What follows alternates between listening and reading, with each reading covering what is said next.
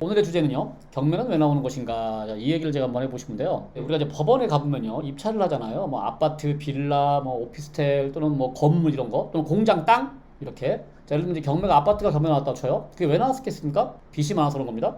예를 들면은 어떤 집이 있어요. 뭐 2억짜리 집이 있다고 쳐요. 그 집에 이렇게 빚이 쌓여. 뭐 은행에서 대출이 들어와가지고 뭐 5천만 원이 빚이 쌓이고 임차인 들어오고 또 그 위에 또 압류가 들어오고 그리고 또 빚이 들어왔어. 근저당이. 그래서 집값은 예를 들면 2억인데 빚이 집값을 넘어서요. 자, 이렇게 되면요. 집주인 입장에서요. 또는 채무자라고 부릅니다. 채무자 겸 또는 소유자. 채무자랑 소유자는 일반적으로 같은 사람입니다. 다른 경우도 있어. 다른 경우는 또 우리가 설명을 드릴 건데 나중에 하기로 하고. 소유자 입장에서 또는 채무자 입장에서요. 빚이 많잖아요. 그러면 이 집을 유지하고 싶은 생각이 사라져요. 유지할 수도 없어요. 또 팔 수도 없어요. 왜? 빚이 많으니까. 팔면 돈을 토해내야 되잖아. 못 팔아. 못 팔면 포기합니다. 자, 집주인이 집을 포기해요. 집주인이 집을 포기하면 뭘 할까요? 아니, 더 정확히 말해서 집주인이 집을 포기하면 뭐를 안 할까요? 은행에 이자를 안 내거나 또는 임차인이 나가겠다고 보증을 돌려달라고 하는데 못 빼줍니다. 그냥 네가 뺏어 나가세요 이럽니다. 그럼 임차인이 네가 뺏어 나가려고 봤더니 이미 빚이 많아. 그럼 새로운 임차인이 못 들어와요. 이런 식이야. 점점 빚이 쌓이는 겁니다. 이게 이제 보통 경매 나온 집의 일반적인 상황인데요. 자, 이렇게 되다 보면요. 채권자 입장에서 은행 또는 임차인도 이 경우는 채권자가 됩니다. 이제 임차인 입장에서 내 돈을 돌려받아야 돼요. 돌려받아야 되는데 집주인이 포기했어. 야, 이 집을 팔아서라도 갚아라 했는데 못 팔아. 팔 수가 없는 거죠. 집값보다 빚이 더 많으니까. 그래서 이제 채권자가요, 집주인 의사를 무시하고 마음대로 팔아요. 그래서 이거를 강제 매각이라고 불러요. 집주인 의사와는 상관없이 채권자들이 강제로 팔아서 그 돈을 회수해요. 돈을 회수해서 그 돈 가지고 채권자들끼리 빚을 나눠 갖는 거. 이것이 바로 곧 경매입니다. 자, 강제로 팔았어요. 자, 2억을 팔았다고 쳐요. 그 돈 가지고 채권자들끼리 나눠 가져야 돼.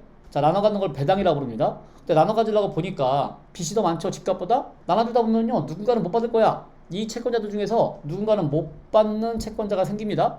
자, 그러면 이 채권자 중에 누가 못 받고 싶을까요? 자, 은행이 좋아, 그동안 내가 이자를 잘 받았으니까 까짓 거 원금이야 안 받고 말지 하고 포기할까요? 또는 임차인이 그래요, 뭐 그동안 이 집에 잘 살았으니까 집주인도 착했고요, 뭐 내가 돈 좀 못 받으면 어때요? 그냥 나갈게요 이럴까요? 돈을 못 받아도 괜찮은 그런 채권자는 없습니다. 서로 받고 싶을 거예요. 자, 이거를 니들끼리 팔아서 니들끼리 나눠 가져라. 그러면 분쟁이 생겨요. 서로 자기 돈을 찾아가겠다고. 그래서 해결이 안 납니다. 이럴 때 이거를요, 권위 있는 기관이나 단체에서 이거를 팔고 그 돈을 그 단체나 그 기관이 가져온 다음에 채권자들한테 나눠주는 거예요. 그게 바로 경매 또는 공매입니다. 경매 어디서 하죠? 법원서 하죠? 법원서 하는 게 경매고요. 공매, 자산관리공사, 캠코에서 하는 게 공매인 거예요. 자, 은행 빚이 생겼어. 은행이 돈을 못 받았어. 그래서 은행 빚으로 인해서 강제로 매각하는 게 경매고요.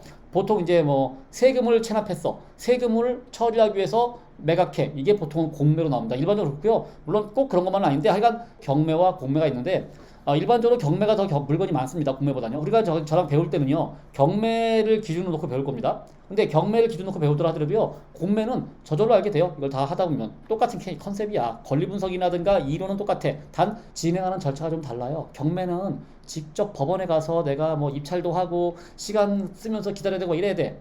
근데 공매는 전자입찰이야. 뭐 이런 게 달라집니다.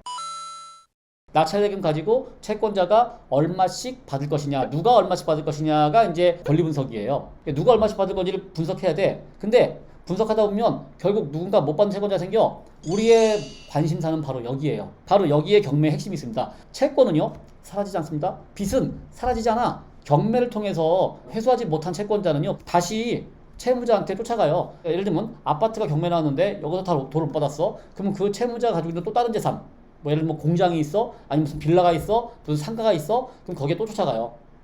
여기서 못 받은 돈만큼 쫓아가서 압류를 하거나 가압류를 하는 겁니다. 자, 근데 여기서 제가 이거 화살표를 좀 두 개를 걷잖아요. 하나는 채무자 쪽으로 걸어놨습니다. 그렇죠. 채무자는 당연히 이 빚을 진 사람이니까 그 말이 맞아요. 근데 또 하나 걸어놨습니다. 화살표를요. 누구냐? 바로 이 집을 산 사람이에요. 낙찰자.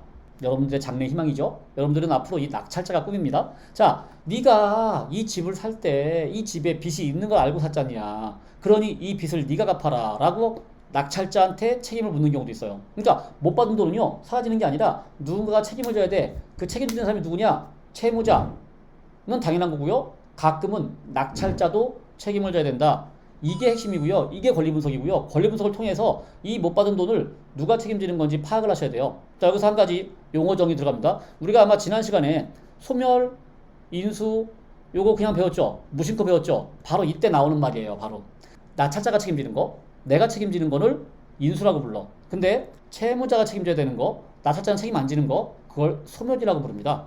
요 용어를 우리가 지난 시간 했던 거고요. 그거의 정확한 정의는 이렇다는 얘기입니다. 나찰자 입장에서 봤을 때는요, 내가 떠안는 거니까 인수 맞아. 내가 떠안지 않는 거니까 소멸이었었어. 그래서 우리는 그동안 소멸 이러면 빚이 없어진다 생각했잖아요. 채권자가 그 돈을 못 받고 끝난다 생각했잖아요. 그냥 끝나는 게 아니에요. 채무자를 쫓아가는 겁니다. 근데 그걸 우리가 왜 소멸이라는 용어를 썼냐고요? 이게 지금 이 권리 분석을 누가 하는 거예요? 바로 우리가 하는 거야. 누가? 이 물건의 이 경매 사건에 입찰할 입찰자 입장에서 권리 분석하는 거야. 그러다 보니까 나찰자가 보기에는 빚이 없어진 것처럼 보여서 소멸이라는 용어를 쓴 겁니다. 이제부터는 우리가 항상 권리 분석할 때요. 자, 이 근저당, 이 임차인, 이 가압류는 소멸인가 인수인가 이걸 항상 따질 거예요. 소멸이면 나는 걱정할 게 없어.